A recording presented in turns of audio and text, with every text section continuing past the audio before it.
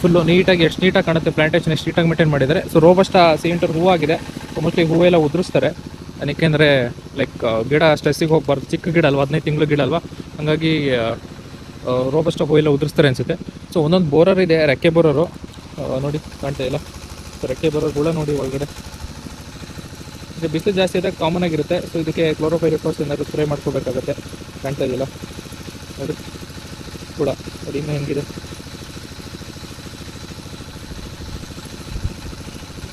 ರೆಕ್ಕೆ ಬರೋದು ಹುಳ ಕಾಣ್ತಾ ಇದೆಯಲ್ಲ, ತೋರಿಸ್ತೀನಿ ನೋಡಿ.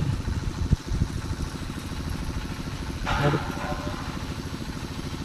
ಫುಲ್ ಹುಳ ಇದೆ ರೆಕ್ಕೆ ಬರೋದು ನೋಡಿ. ಇದೇ ಏನಾಗುತ್ತೆ ಮತ್ತೆ ಬೇರೆ ಗಿಡಕ್ಕೆ ಹೋಗಿ ನಿಮಗೆ ಅಟ್ಯಾಕ್ ಮಾಡೋವಂಥದ್ದು. ಕಾಣ್ತಾ ಇದಿಲ್ಲ ನೋಡಿ, ರೆಕ್ಕೆ ಬರೋದು ಹುಳ.